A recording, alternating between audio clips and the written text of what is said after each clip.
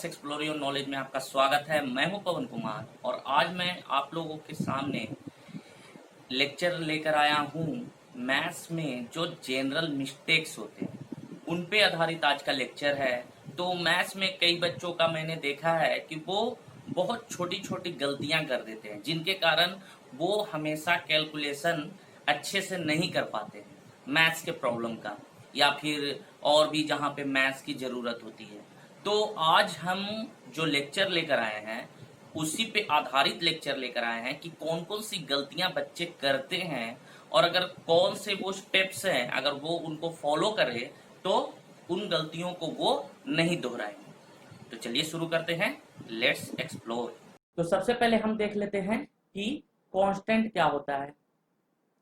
तो कांस्टेंट जो है ये फिक्स्ड नंबर को रिप्रेजेंट करता है। फिक्स्ड नंबर मतलब क्या हो गया, जैसे हो गया 0, 1, 2, इस तरीके से कोई भी नंबर है तो उसको हम कांस्टेंट बोलते हैं। कभी कभी जब ये स्पेसिफाई कर दिया जाता है तो उनको लेटर से भी दिखाया जाता है, जैसे ABC।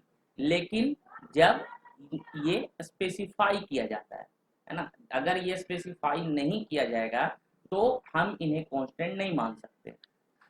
तो कांस्टेंट का मतलब जो नहीं बदलता है, जैसे 0 हो गया, 1 हो गया, 2 हो गया, इसके फिक्स वैल्यू है ना, इनके वैल्यू नहीं बदलेंगे। तो इसके अलावा अब दूसरा जो वर्ड है वो है वेरिएबल। वेरिएबल तो वेरिएबल मतलब जिनका वैल्यू फिक्स नहीं होता है ना, which has not a fixed value. जो तो जिनका फिक्स वैल्यू नहीं होता है हम उन्हें वेरिएबल बोलते हैं और इन्हें हम लेटर से ही दिखलाते हैं, जैसे ABC स्मॉल लेटर से या फिर कैपिटल लेटर से ABC, इस तरीके से हम दिखलाते हैं। अब इसके बाद आता है मैथमेटिकल ऑपरेटर्स। मैथमेटिकल ऑपरेटर्स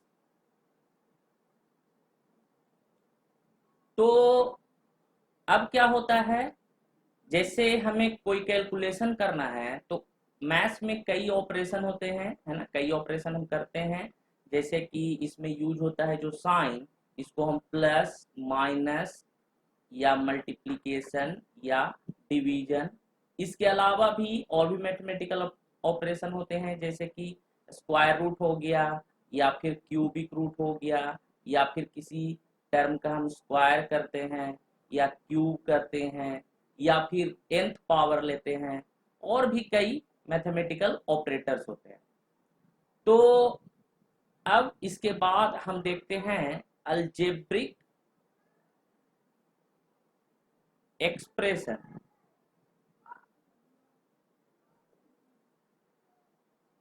तो अलजेब्रिक एक्सप्रेशन क्या होते हैं, तो वैसे एक्सप्रेशंस जो which contains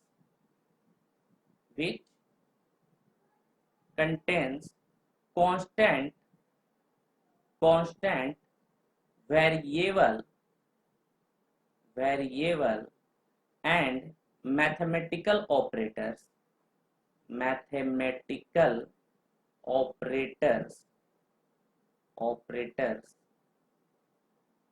are known as algebraic expression। जैसे 2x² प्लस 3x प्लस 10, ये क्या है, ये एक तरीके का अलजेब्रिक एक्सप्रेशन है। अब इसके बाद हम देखते हैं अलजेब्रिक इक्वेशन। अलजेब्रिक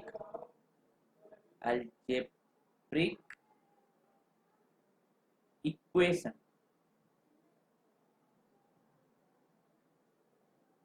तो जब किसी एक्सप्रेशन को अगर हम जीरो से इक्वेट करते हैं तो उन्हें हम अलजेब्रिक इक्वेशन बोलते हैं। जैसे हम बोल सकते हैं when an algebraic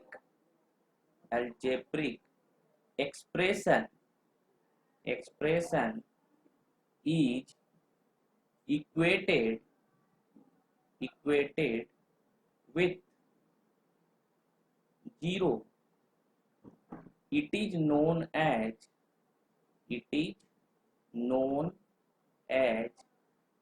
algebraic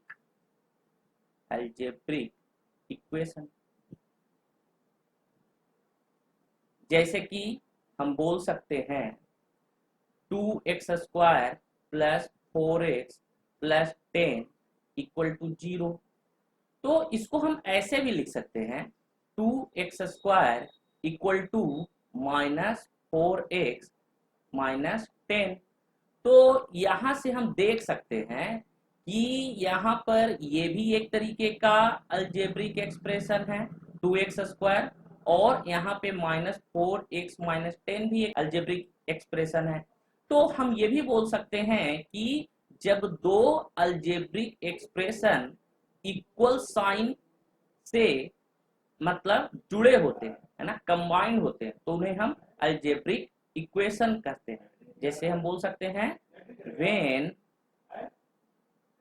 to algebraic expression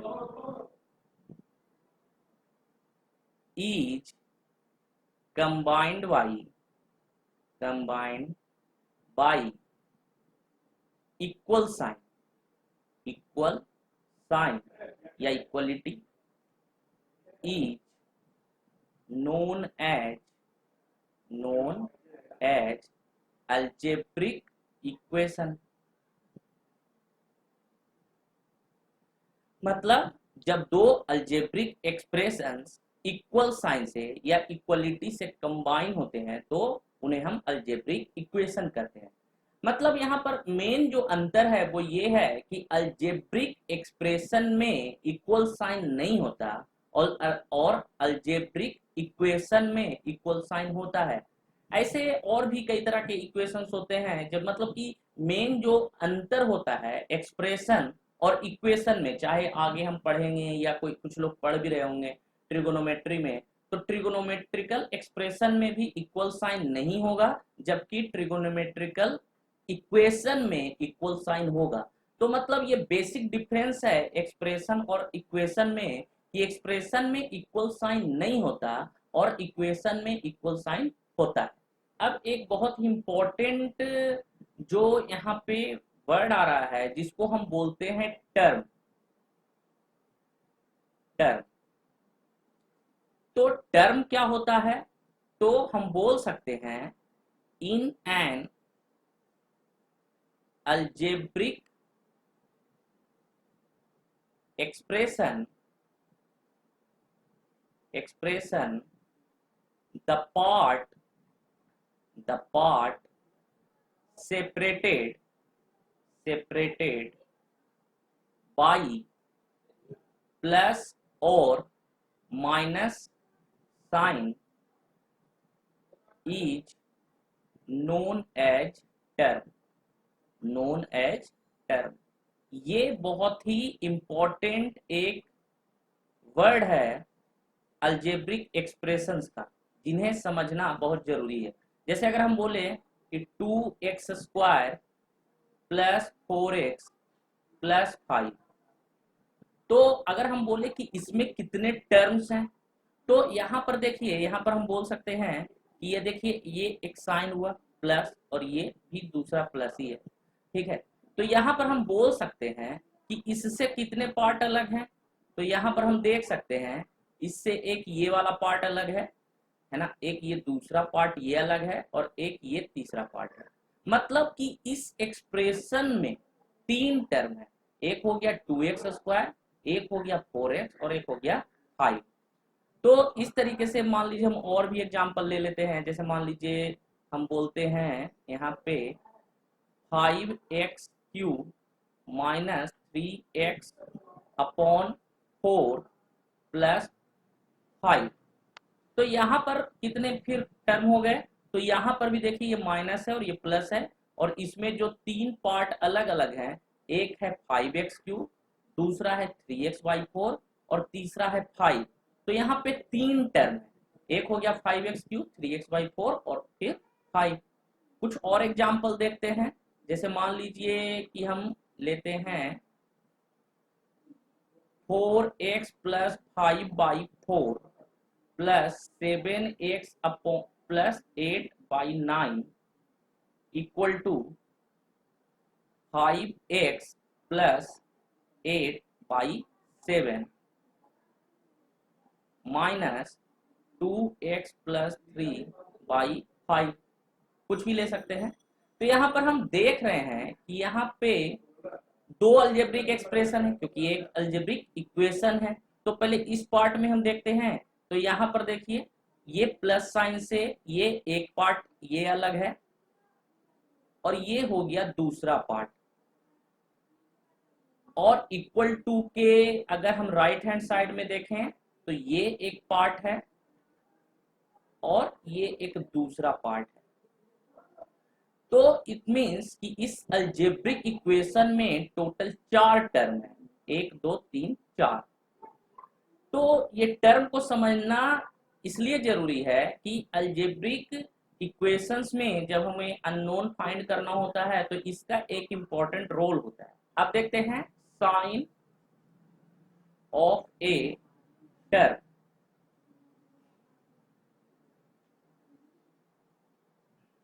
तो जो कोई टर्म होता है उसके जस्ट लेफ्ट साइड का जो साइन होता है वो उस टर्म का साइन होता है ना। तो हम बोल सकते हैं the sign just left to a term is known as sign of a term. जैसे यहाँ पे मान लीजिए 5x5 प्लस 4x² या 4x4 बोल देते हैं minus 3x² plus 2x minus 5। तो इस अलजेब्रिक एक्सप्रेशन में टोटल कितने टर्म है? 1 2 3 4 5। तो अब अगर हम बोले कि साइन जो होगा 5x5 का क्या होगा, तो कई बच्चे क्या करते हैं कि इसका साइन ये ले लेते हैं क्या, तो यहाँ पर तो दोनों प्लस है, कोई दिक्कत नहीं। जैसे अगर हम 4x4 की बात करें तो कई बच्चे क्या समझ लेते हैं कि इस टर्म का जो साइन है वो ये माइनस है ना। तो हमें पीछे नहीं, मतलब कि हमें लेफ्ट राइट साइड में नहीं देखना है, बल्कि हमें लेफ्ट साइड में देखना है। लेफ्ट साइड वाला जो होगा वो उस टर्म का साइन होगा। जैसे हम यहाँ पे बोल सकते हैं कि 5x5 जो है इसका साइन क्या है, तो इसके आगे कोई साइन नहीं है। तो जब कोई साइन नहीं रहता तो इसका साइन हम पॉजिटिव मानते हैं। तो 5x5 का जो साइन है वो क्या हो गया? पॉजिटिव, यानी इसका साइन हो गया पॉजिटिव। 4x4 का साइन क्या हो गया? तो ये पॉजिटिव है।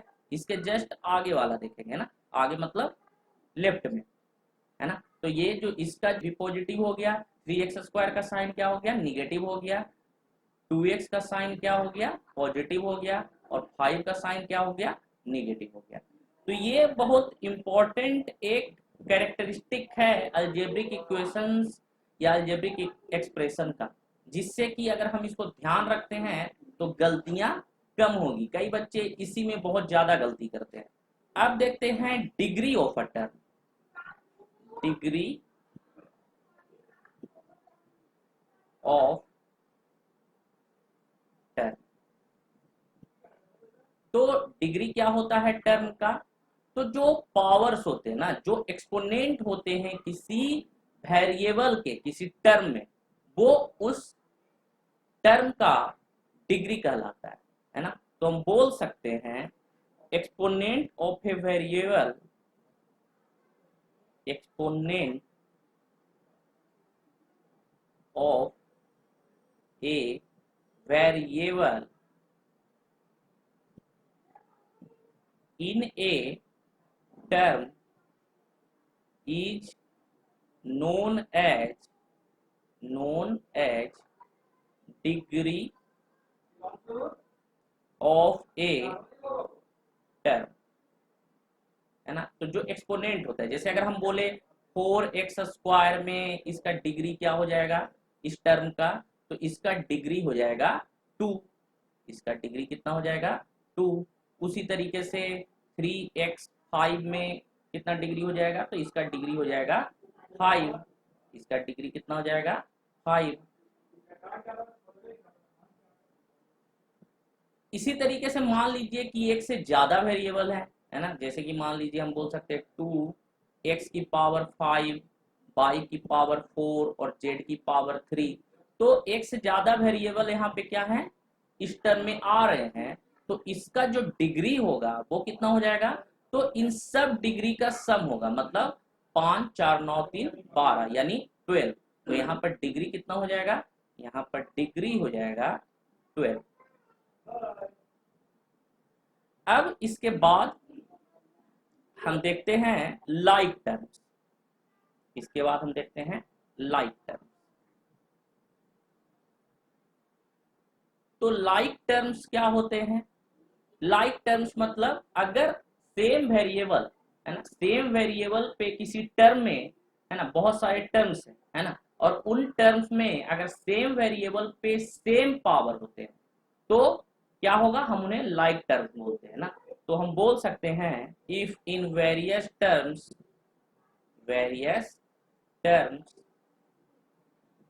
Same variable is raised to same power, then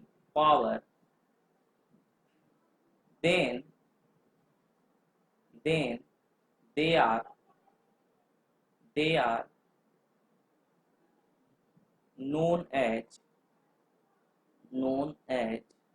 like terms।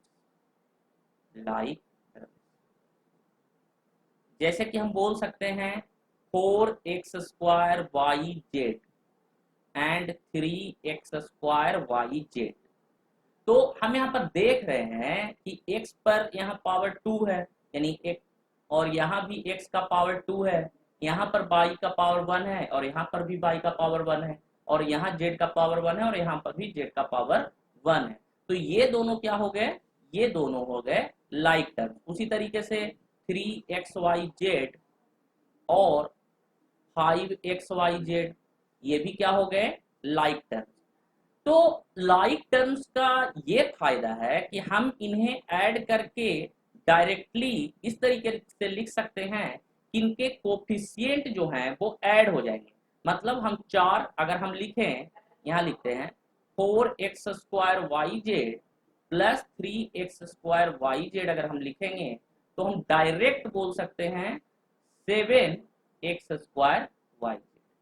उसी तरीके से यहाँ पे हम बोल सकते हैं 5xyz माइनस 3xyz, जोड़ या घटा सकते हैं। तो यहाँ पर क्या हो जाएगा 5 माइनस 3, डायरेक्ट हम बोल सकते हैं 2xyz। लेकिन अगर हम यहाँ पर देखें जैसे कि 5x² yz है और प्लस 7yz है, तो कई बच्चे क्या करेंगे यहाँ पर भी लिख देते हैं 5 + 7 12x² yz या कुछ और लिख देते हैं यहाँ पे। तो ये दोनों को हम इस तरीके से नहीं लिख सकते, ये अलग अलग ही रहेंगे। हाँ यहाँ हम yz को कॉमन ले सकते हैं, लेकिन अभी हम बस इतना देखते हैं कि इन दोनों को हम जोड़कर 12 नहीं लिख सकते। ये बहुत ही जनरल मिस्टेक है जो स्टूडेंट्स करते हैं।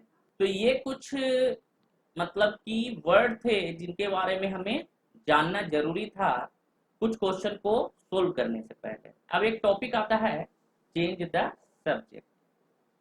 Change the subject. तो चेंज द सब्जेक्ट का मतलब क्या हुआ, तो सबसे पहले हम देखते हैं एक टर्म जो यहाँ पर यूज हुआ है सब्जेक्ट। तो सब्जेक्ट का क्या मतलब हुआ, तो सब्जेक्ट जो होता है ये एक वेरिएबल होता है जिसको हम बाकी वेरिएबल्स के टर्म्स में एक्सप्रेस करते हैं। तो हम बोल सकते हैं इट इज ए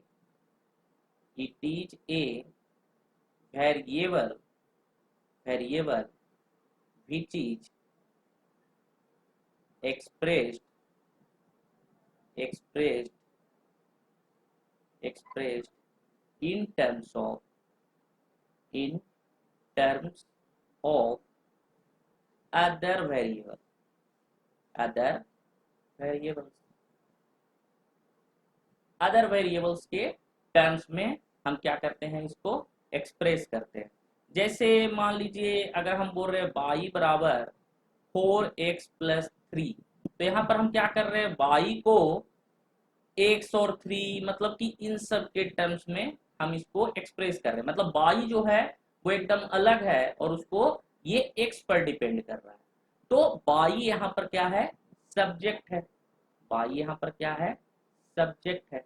तो अब हम क्या करना चाहते हैं, कुछ क्वेश्चंस हैं वो हम देख लेते हैं। जैसे नीचे के कुछ क्वेश्चंस में change the subject to x, है ना। सबको क्या करना है, सबका जो नीचे जो क्वेश्चंस कुछ दे रहे हैं उनका जो सब्जेक्ट है हमें एक्स करना है।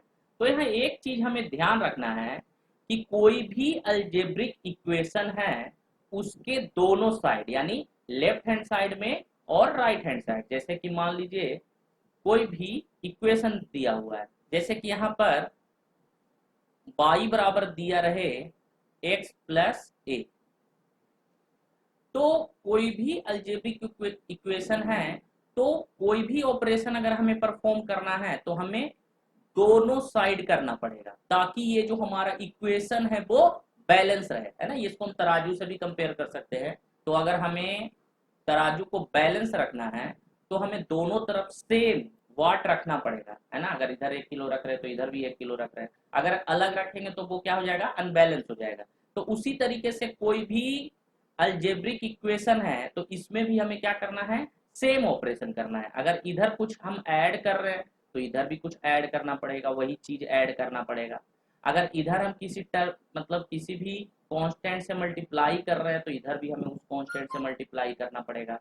तो अब जैसे हम देखते हैं यहाँ पर हमें क्या करना है, सब्जेक्ट को चेंज करना है। तो सब्जेक्ट को चेंज करने का सबसे अच्छा तरीका यहाँ पर ये है कि यहाँ पर जो a है, तो अगर हम यहाँ पे सब्जेक्ट x होना चाहिए तो मतलब x एकदम अकेले होना चाहिए, है ना। तो x को अकेले करने के लिए हम इधर भी a माइनस करेंगे और इधर भी अगर a माइनस करेंगे, मतलब हम अगर लिखे y minus a equal to x plus a minus a, तो यहाँ पर क्या हो जाएगा, ये a और ये a कैंसिल हो जाएगा।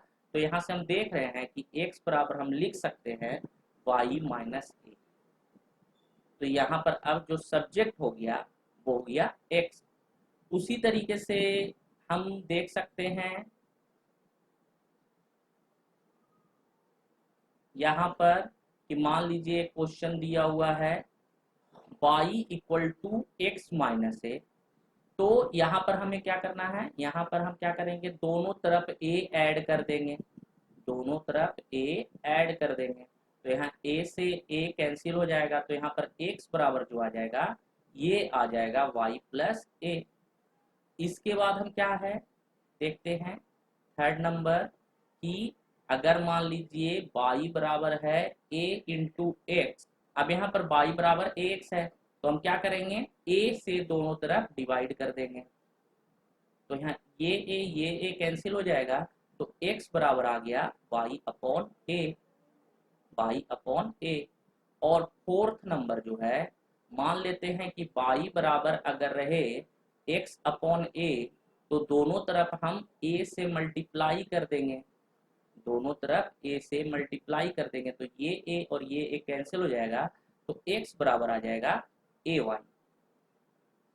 तो इन चार एग्जाम्पल में हम क्या देख रहे हैं कि अगर हम a का साइड चेंज कर रहे हैं तो क्या हो जा रहा है, इसका ऑपरेशन चेंज हो रहा है। मतलब यहाँ पर देख रहे हैं कि x के साथ ये a ऐड है ना, x के साथ ये ऐड है। तो जब इसका साइड चेंज कर रहे हैं तो ये क्या हो जा रहा है, सब्ट्रैक्ट हो जा रहा है बाई में, है ना। मतलब ये प्लस का साइन a जो है x के साथ प्लस है, तो जब ये साइड चेंज कर रहा है तो ये क्या हो जा रहा है, माइनस हो जा रहा है। उसी तरीके से यहाँ पर अगर a का साइड हम चेंज कर रहे हैं तो यहाँ पर ये माइनस है, तो ये साइड चेंज होने के बाद ये प्लस हो रहा है, हमें इसके जस्ट लेफ्ट का साइन देखना है। अब देखते हैं यहाँ पर जो a है इस x के साथ क्या है, मल्टीप्लाई है ना, मल्टीप्लाइड है ये। तो अब जब a का साइड चेंज करेंगे तो क्या हो जा रहा है, डिवाइड हो जा रहा है। और यहाँ पर ये a जो है x में डिवाइड है, तो जब हम इसका साइड चेंज कर रहे हैं तो अब ये मल्टीप्लाई हो जा रहा है। इसका मतलब क्या है कि जब हम किसी वेरिएबल का अगर हम साइड चेंज करते हैं तो उसका ऑपरेशन भी चेंज होता है। तो हमें ये चीज ध्यान रखना है कि जब भी किसी वेरिएबल या किसी भी कांस्टेंट का अगर हम साइड चेंज करते हैं तो उसका ऑपरेशन चेंज होगा। इसके अलावा भी हम देख सकते हैं जैसे मान लेते हैं कि y equal to x square है, तो अब अगर दोनों तरफ स्क्वायर रूट कर देते हैं तो यहाँ पर भी क्या होगा, ये स्क्वायर जो है रूट से हटेगा तो यहाँ पर ये आ जाएगा प्लस माइनस एक्स और ये अंडर रूट वाई। तो यहाँ पर हम क्या कर सकते हैं, यहाँ पर ये प्लस माइनस एक्स को इधर भेज देंगे तो एक्स बराबर हम लिख सकते हैं plus minus under root y, है ना। उसी तरीके से y बराबर एक्स क्यू हुआ। तो यहाँ पर हम देख रहे हैं अगर यहाँ से स्क्वायर हटाना है तो ये दूसरे तरफ क्या हो जा रहा है, स्क्वायर रूट हो जा रहा है। उसी तरीके से अगर y बराबर एक्स क्यू है तो x बराबर हम क्या लिख सकते हैं, अब ये यहाँ क्यूब है तो इधर आके ये क्यूबिक रूट हो जाएगा, क्यूबिक रूट ऑफ y। हम ये क्यूबिक रूट और ये स्क्वायर रूट को 1 बाई पावर में लिख सकते हैं, जैसे इस तरीके से x बराबर हम लिख सकते हैं y की पावर 1/3। ये दोनों एक ही चीज है, क्यूबिक रूट ऑफ y बोले या y टू द पावर 1/3 बोले, दोनों का मतलब सेम है। अब एक और चीज हम पढ़ते हैं इसमें जो होता है क्रॉस मल्टीप्लीकेशन।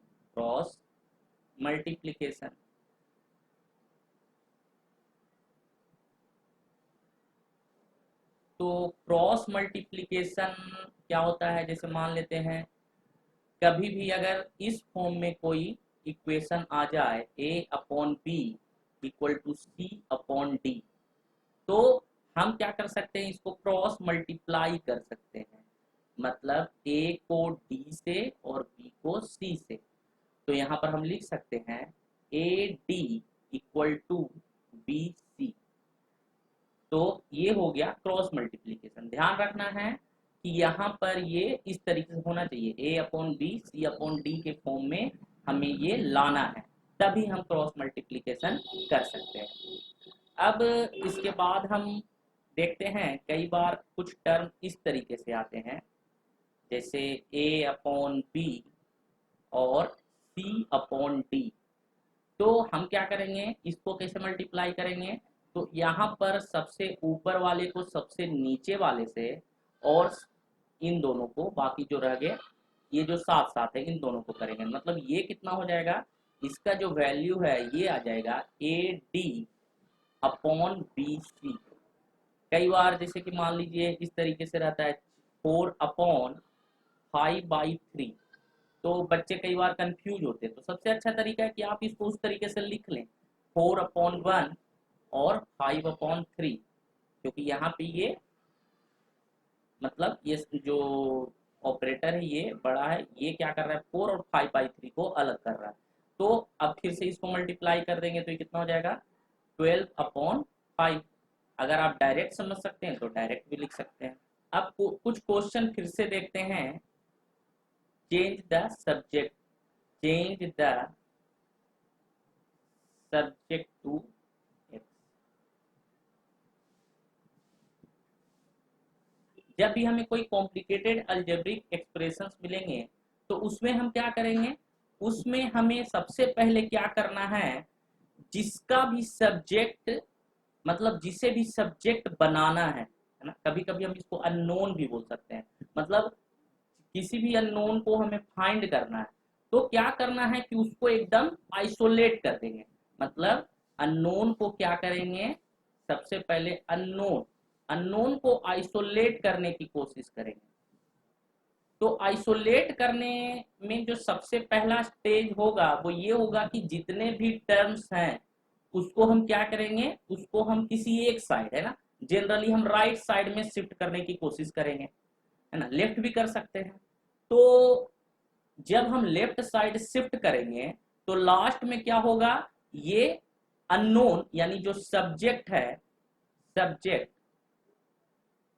तो सब्जेक्ट के साथ कुछ मल्टीप्लाई रहेगा ना, हम इसको मल्टीप्लिकांड बोल देते हैं, मल्टीप्लिकांड। तो इसके साथ कुछ टर्म्स जो रहेंगे मल्टीप्लाई रहेंगे, है ना। तो उस टर्म को हमें रखना है और बाकी टर्म को दूसरे साइड शिफ्ट कर देना है। और जब हम दूसरे साइड शिफ्ट कर देंगे तो फिर हमें क्रॉस मल्टीप्लिकेशन करना है। इसके बाद हमें क्रॉस मल्टीप्लिकेशन का यूज करना है। और अगर और कॉम्प्लिकेटेड है तो ये दोनों प्रोसेस हमें आगे भी करते रहना पड़ेगा। जैसे कुछ एग्जाम्पल देखते हैं। यहाँ पे मान लेते हैं कि एक क्वेश्चन इस तरीके से है। यहाँ पे ये क्वेश्चन है a x plus b equal to मान लेते हैं सी दिया हुआ है। तो यहाँ पर हमें x फाइंड करना है, यानी कि सब्जेक्ट हमें x करना है। तो कैसे करेंगे? तो सबसे अच्छा तरीका यहाँ पर क्या है, हमने पहले बताया कि सारे टर्म को जो हमें फाइंड करना है, जिसे हमें सब्जेक्ट रखना है, उसको छोड़ के जितने टर्म है उसको एक साइड कर देना है। तो यहाँ पे हम सब जो टर्म है सभी टर्म को हम किधर करेंगे, राइट हैंड साइड में शिफ्ट कर देंगे। तो यहाँ पर देखते हैं, यहाँ पर ये x है तो ये तो अननोन है, इसको अलग रखना है।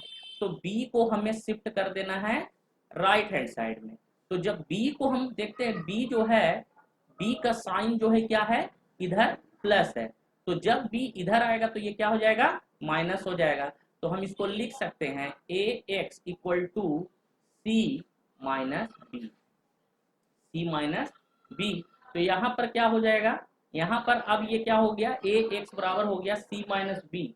तो अब क्या है, यहाँ एक्स के साथ ये जब मल्टीप्लाई है, एक मल्टीप्लिकांड है केवल, तो यहाँ पर हम सी माइनस बी को सिंगल टर्म मान सकते हैं। मतलब ये एक सिंगल टर्म हम इसको मान सकते हैं ना।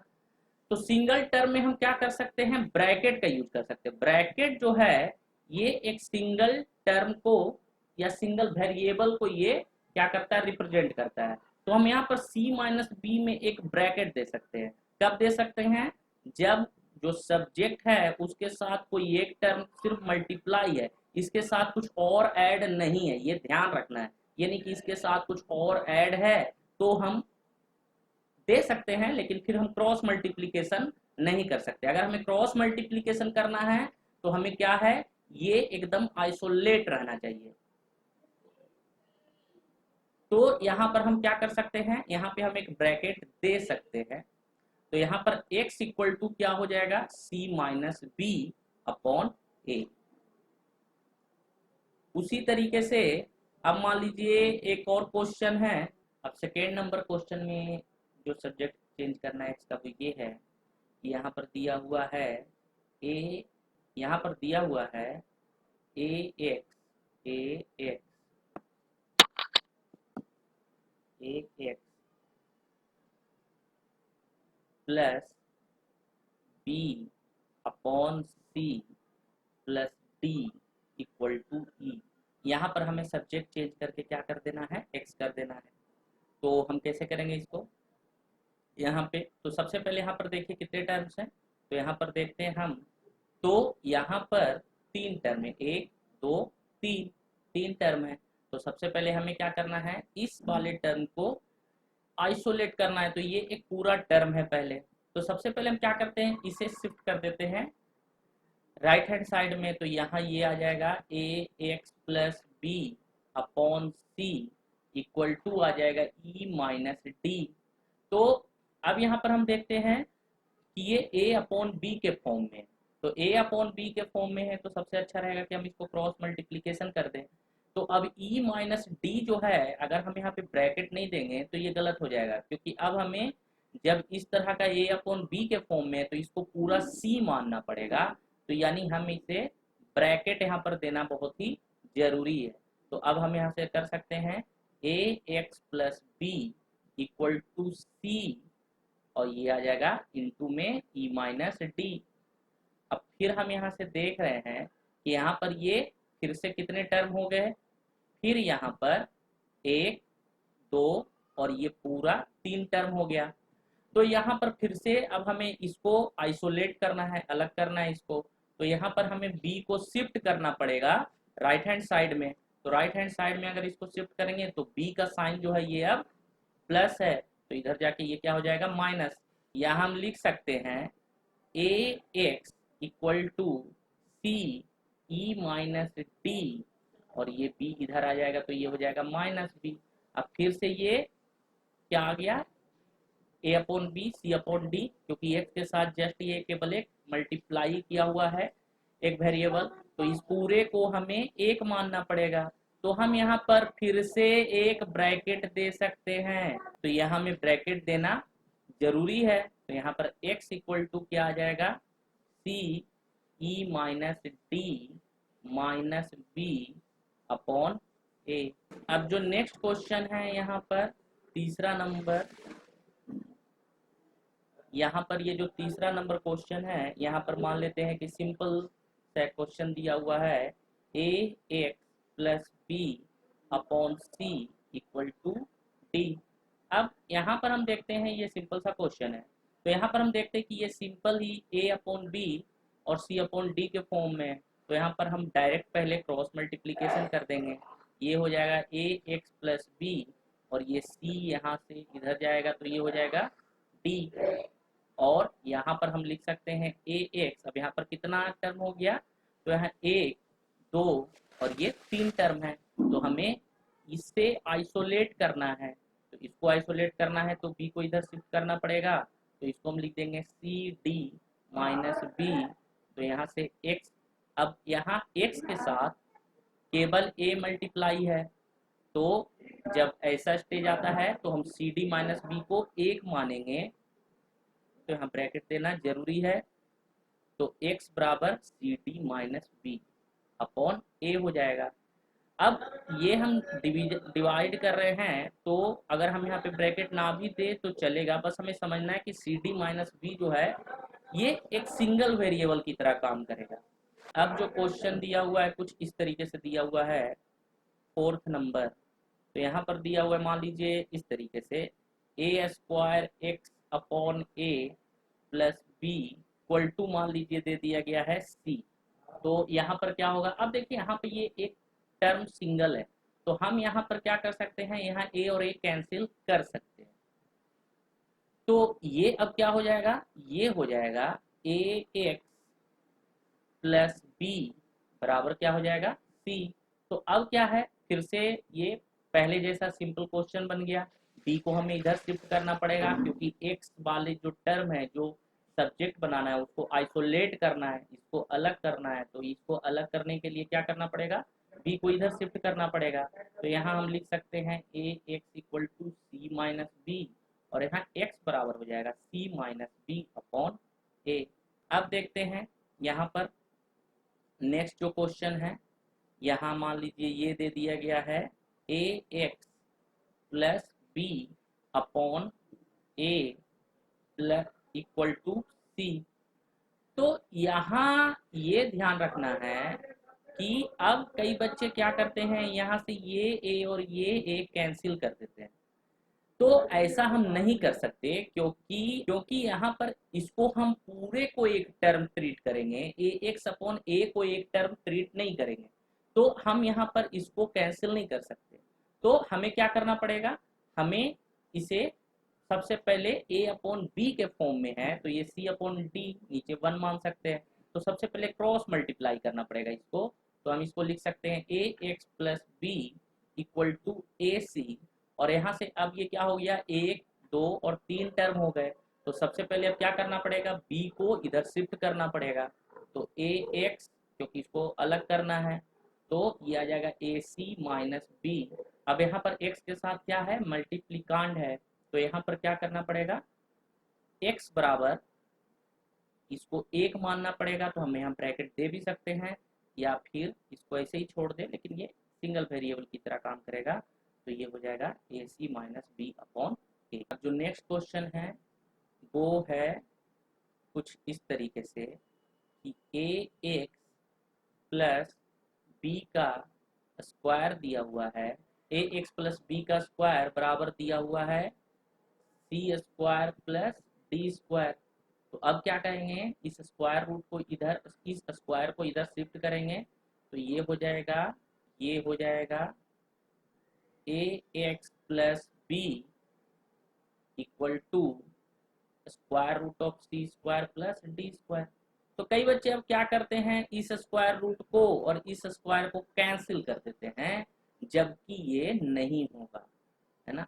तो क्योंकि क्या होता है, यहाँ पे c square plus d square plus 2cd अगर रहता, तो सी प्लस डी का स्क्वायर करते तब जाके ये कैंसिल हो सकता था। तो हम इसको क्या लिखेंगे, इसको ऐसे ही छोड़ना पड़ेगा, सी स्क्वायर प्लस डी स्क्वायर, और ये है ए एक्स प्लस बी। तो अब हमें x फाइंड करना है, तो अब क्या करना पड़ेगा, b को इधर शिफ्ट करना पड़ेगा। तो अब इसको लिख सकते हैं ए एक्स बराबर हो जाएगा square root of c square plus d square minus b. अब फिर से क्या है, यहाँ पर x के साथ जस्ट एक वेरिएबल मल्टीप्लाई है, तो हमें क्या करना पड़ेगा, इस पूरे को एक मानना पड़ेगा। हम यहाँ ब्रैकेट दे सकते हैं, तो x बराबर आ जाएगा c square plus d square minus b और डिवाइडेड बाई ए। अब जो नेक्स्ट क्वेश्चन है वो ये है कि यहाँ पर दिया हुआ है a x minus b minus c x divided by d equal to e. तो यहाँ पर बहुत सारे बच्चे गलतियाँ ये करते हैं कि ये क्या करते हैं, एलसीएम लेते हैं और एलसीएम लेने के बाद यहाँ पे minus b minus c x कर देते हैं, जबकि मैंने आपको बताया कि ये जो डिवीजन साइन है ना, ये जो अपॉन साइन है, तो इसके ऊपर वाला जो टर्म है ये एक सिंगल वेरिएबल की तरह होता है। तो सबसे अच्छा ऐसे क्वेश्चंस में जिन बच्चों के गलतियां होते हैं वो क्या कर सकते हैं कि यहाँ एक ब्रैकेट दे सकते हैं। तो यहाँ एक ब्रैकेट दे देंगे। तो अब हम इसको कैसे लिखेंगे, अब यहाँ पे मान लीजिए हमें, क्योंकि हमें x को सब्जेक्ट बनाना है या x अननोन है उसको फाइंड करना है, तो सबसे अच्छा तरीका ये है कि हम यहाँ पे, यहाँ भी x है और यहाँ भी x है, तो हम ये दोनों टर्म इधर होने चाहिए, तो हम यहाँ पे एलसीएम ले लेंगे। तो एलसीएम ले लेंगे तो यहाँ पर एलसीएम आ जाएगा d। तो इसको हम क्या लिख सकते हैं, यहाँ हम लिख सकते हैं ए डी एक्स माइनस, अब ये क्या है पूरा इसको लिख देते हैं b माइनस सी एक्स और इक्वल टू क्या लिख देंगे, d लिख देंगे। तो अब हम क्या कर सकते हैं, यहाँ पर ये माइनस जो साइन है इसको ब्रैकेट को ओपन करना पड़ेगा, मतलब इन्हें घटाना है। तो अब क्या होता है, जब माइनस साइन इसमें मल्टीप्लाई होगा तो क्या होगा, इसको हम लिख सकते हैं a d x minus b minus minus plus c x upon d equal to e. कई बच्चे यहाँ पर ये माइनस प्लस में भी बहुत ज़्यादा गलतियां करते हैं, तो हम इस क्वेश्चन के बाद देखते हैं कि उसमें क्या हमें ध्यान रखना होता है। तो यहाँ पर अब क्या हम करेंगे, यहाँ पर अब हम कर सकते हैं, यहाँ से हम x कॉमन ले सकते हैं, तो यहाँ से ये आ जाएगा a d plus c into x minus b. तो d को डायरेक्ट हम इधर शिफ्ट कर देते हैं, तो ये हो जाएगा डी। तो यहाँ से अब क्या होगा, a d plus c into x equal to d e plus b. तो अब हम क्या कर सकते हैं, इसको एक मान लेंगे, तो हम ब्रैकेट दे सकते हैं, या जरूरी नहीं है, केवल इसको हमको नीचे करना है, तो इसको हम लिखेंगे d e plus b upon a d plus c. ध्यान रखना है कि ये जो डिवीजन साइन है ना, ये डिवीजन साइन के ऊपर वाला टर्म एक सिंगल वेरिएबल की तरह ट्रीट होगा, और इसके नीचे वाला जो टर्म है वो एक सिंगल वेरिएबल, मतलब कि न्यूमरेटर एक सिंगल वेरिएबल की तरह ट्रीट करेंगे और डिनोमिनेटर को एक सिंगल वेरिएबल की तरह ट्रीट करेंगे। अब कई बच्चे जो हैं माइनस प्लस में बहुत गलती करते हैं। तो माइनस प्लस हम दो ऑपरेशन में ध्यान रखते हैं इसको। एक होता है एडिशन में और दूसरा होता है मल्टीप्लिकेशन में। मल्टीप्लिकेशन या डिवीजन, एडिशन या सब्ट्रैक्शन। एडिशन और सब्ट्रैक्शन को एक ही डिवीजन में रखा जाता है, मल्टीप्लिकेशन और डिवीजन को एक ही कैटेगरी में रखा जाता है। तो एडिशन में क्या होता है, जब हम जैसे कि मान लीजिए, पहले मल्टीप्लिकेशन देख लेते हैं क्योंकि मल्टीप्लिकेशन का कुछ रूल है। क्या है, जैसे पॉजिटिव इंटू निगेटिव अगर होगा तो ये हो जाएगा निगेटिव। उसी तरीके से निगेटिव इंटू पॉजिटिव हुआ तो ये भी हो जाएगा निगेटिव। अब अगर पॉजिटिव इंटू पॉजिटिव हुआ तो ये रहेगा पॉजिटिव, और निगेटिव इंटू निगेटिव हुआ तो ये भी हो जाएगा पॉजिटिव। एडिशन में क्या होता है, अगर हम पॉजिटिव टर्म को, पॉजिटिव मतलब सेम साइन को ऐड करते हैं, सेम साइन को, सेम साइन वाले अगर नंबर हैं और वो ऐड हो रहे हैं तो इसमें क्या हम करते हैं, ऐड करते हैं। डिफरेंट साइन वाले, डिफरेंट साइन वाले अगर नंबर ऐड हो रहे हैं तो हम उन्हें सब्ट्रैक्ट करते हैं।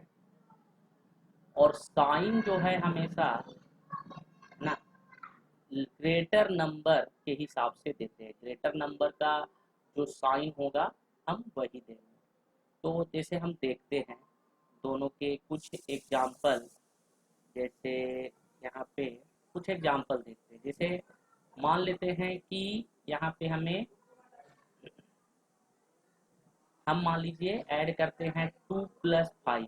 तो यहाँ 5 का साइन क्या है, पॉजिटिव। 2 का भी साइन क्या है, पॉजिटिव। तो जब सेम साइन है, जब सेम साइन है तो हम क्या कर रहे हैं, ऐड कर रहे हैं। तो सेम साइन पे ये क्या हो जाएगा, ऐड हो जाएगा। उसी तरीके से 2 माइनस, -2 -5 है तो यहाँ भी सेम साइन है, तो सेम साइन पर फिर यहाँ पर क्या कर देंगे, ऐड कर देंगे। और अगर मान लीजिए 2 - 5 है तो यहाँ पर क्या है, डिफरेंट साइन है। 5 का साइन है माइनस, जबकि 2 का साइन है प्लस। जब कोई साइन नहीं होता तो प्लस साइन होता है। तो यहाँ पर हम क्या करेंगे, 5 में से 2 माइनस करेंगे तो 3 आएगा। और अगर हम -2 + 5 रहे तो यहाँ पर भी हम क्या करेंगे, दोनों का साइन डिफरेंट है तो यहाँ पर भी हम क्या करेंगे, माइनस करेंगे। तो 5 में से 2 जाएगा तो यहाँ पर 3 आ जाएगा। अब यहाँ पर क्या है, इसका जो साइन है इसमें ग्रेटर नंबर के हिसाब से साइन देंगे। तो इसमें तो खैर दोनों का सेम साइन है, तो फिर भी हम देख लेते हैं कि ग्रेटर नंबर का साइन जो है पॉजिटिव है तो यहाँ पे हम पॉजिटिव दे देते हैं। यहाँ पर जो है ग्रेटर नंबर का साइन क्या है, निगेटिव है तो यहाँ पर हम निगेटिव दे देंगे। यहाँ पर ग्रेटर नंबर का साइन क्या है, निगेटिव है तो यहाँ पे निगेटिव दे देंगे। वहाँ पे ग्रेटर नंबर का साइन पॉजिटिव है तो यहाँ पे पॉजिटिव रहेगा। इसको हम कुछ इस तरीके से भी समझ सकते हैं कि निगेटिव साइन जो क्या है, एक तरीके का कर्ज, कर्ज को बताता है ना। जैसे कि आपके पास मान लीजिए आपने, इसमें हम अगर देखें ये तो दोनों पॉजिटिव है, मतलब आपके पास 2 रुपए हैं और आपने 5 रुपए भी आपने अर्न किया है तो आपके पास टोटल 7 रुपीज है ना। अगर मान लीजिए आपके पास क्या है कि आपने, आपको जरूरत पड़ी तो आपने एक दोस्त से 2 रुपए ले लिया कर्ज और फिर दूसरे दोस्त से आपने 5 रुपए का कर्ज ले लिया, तो आपके पास टोटल 7 रुपए का कर्ज हो गया ये।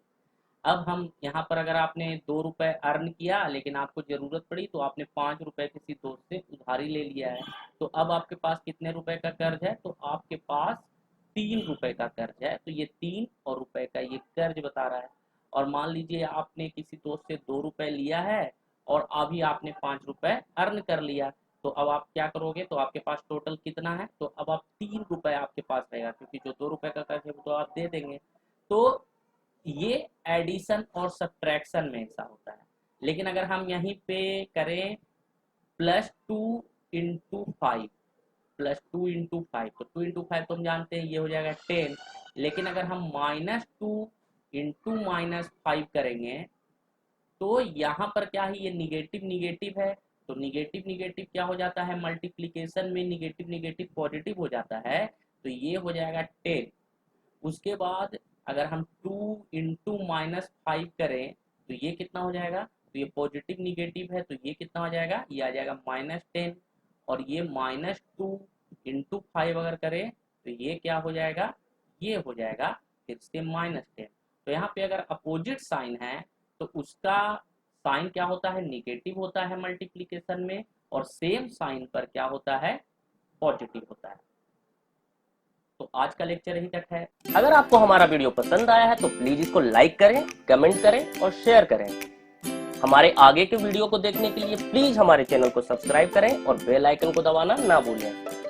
आप हमारे फेसबुक पेज से भी जुड़ सकते हैं। इसके लिए आप हमारे फेसबुक पेज को लाइक करें, और अगर आप डिस्कशन करना चाहते हैं फिजिक्स और मैथ के रिगार्डिंग तो आप हमारे फेसबुक ग्रुप से भी जुड़ सकते हैं। इसके लिए आपको कुछ नहीं करना है, सिर्फ आप फेसबुक पर जाकर FLUXEYK आप फ्लक्स EYK सर्च कर सकते हैं, या फिर डिस्क्रिप्शन में मैं इसका लिंक भी दे दूंगा, आप उस पर क्लिक करके डायरेक्ट वहां पहुंच सकते हैं। तो आज का लेक्चर देखने के लिए आप लोगों का बहुत बहुत धन्यवाद।